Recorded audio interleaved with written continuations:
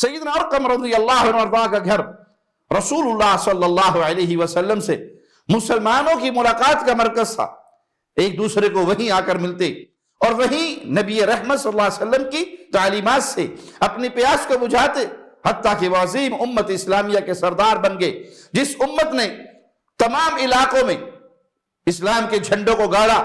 یہ نیکی کے داعی تھے اور انسانیت کی بھلائی کے علمبردار تھے. مالک کا فرمان سنیے اور اپنے آپ کو ان لوگوں کے ساتھ روک رکھے جو صبح شام اپنے رب کو پکارتے ہیں. یہ ہے اہل ایمان کا طریقہ. وہ پکارتے ہیں تو صرف اپنے اللہ کو، وہ مانگتے ہیں تو صرف اپنے اللہ سے. جو صبح شام اپنے رب کو پکارتے وہ اس کا چہرہ چاہتے ہیں، یعنی خالص اللہ کو راضی کرنے کے لیے. ریاکاری مقصود نہیں ہے، وہ خالص اللہ کا چہرہ چاہتے ہیں. وہ کسی اور کو دکھلاتے نہیں ہیں اپنے اعمال، بلکہ خالصتاً اخلاص کے ساتھ اللہ کی عبادت کرتے ہیں.